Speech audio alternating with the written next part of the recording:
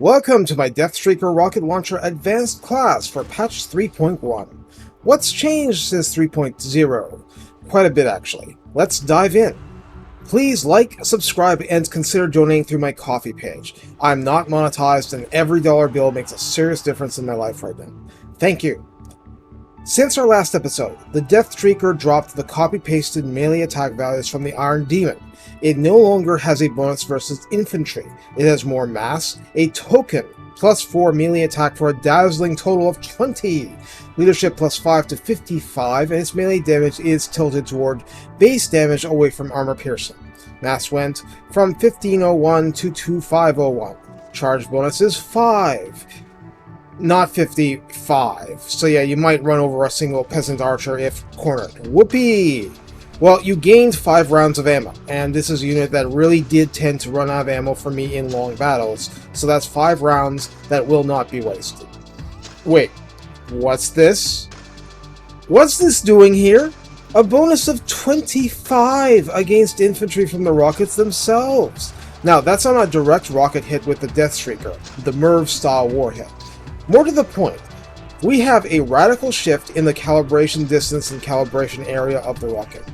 What this means, and hey, this is why it's in the advanced class, is that the Deathshrieker is still trying to distinctly aim when a target is 380 range away instead of 240 like at launch.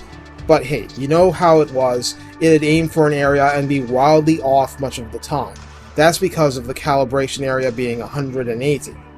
And I'm not saying that 180 is like the same sort, but in relative data mine terms, it was 180 and now it's like 10.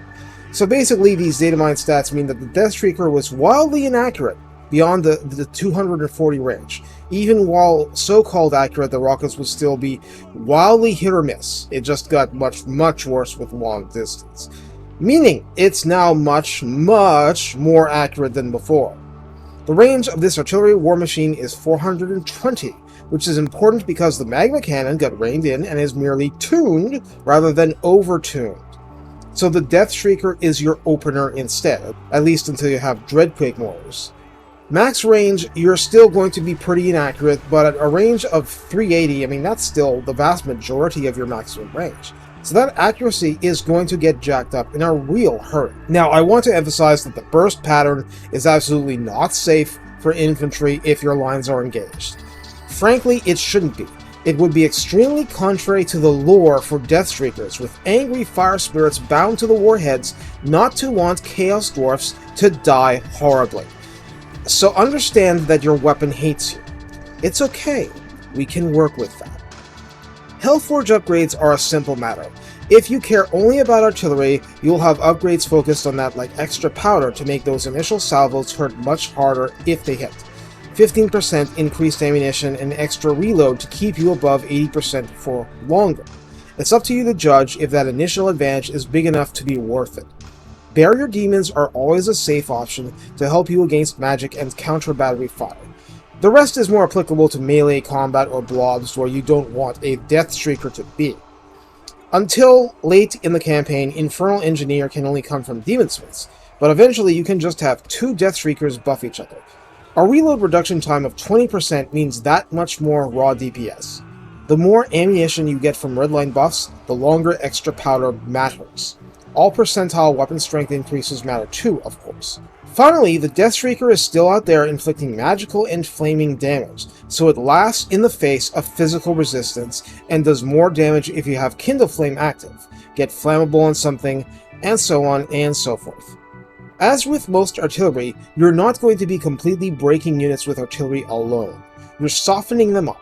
However, softened up enemies are that much more vulnerable to morale shots, so sources of fear, and especially terror, are valuable when using these bombardments, making everything I talked about in my initial video valid.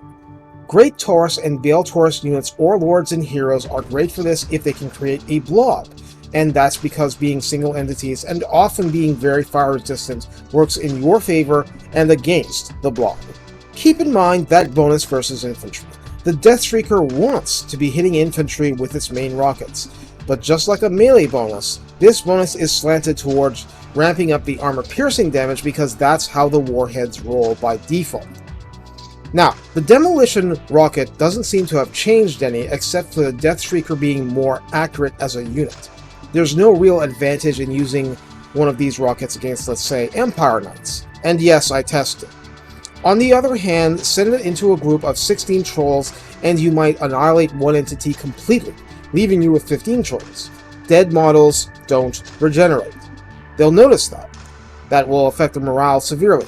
There is explosive damage, but I'm not sure of the radius. The point being, they were at least passable before, especially as the unit's accuracy rose with XP ranks, but you can at least try to wear down footlords like this now too. It's not the complete waste it used to be, at least. Low HP flying lords could be severely threatened. Even the old models did a great job pelting Balthazar Gelf for me in one late campaign battle. And that's one where I had 2 units with Infernal Engineer buffing each other, so I had that reload time reduction, and that really helped, and it really hurt Gelf. So basically, we can hope for the demolition rockets to be good at a niche job, like quickly destroying single hell cannon units, because your other artillery units can't do that job effectively.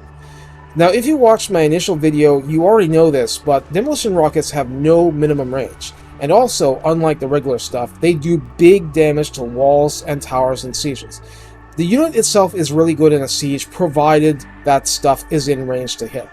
Clearing Chaos Warriors from the top of a wall, they can do that. They are very powerful at that. Very powerful. Sieges that you actually fight out are less common nowadays, but Deathshriekers are still really good at it, so be aware.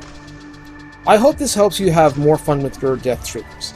I always had one as Zaten, and it felt plucky, but it also felt like one of the weaker artillery units out there.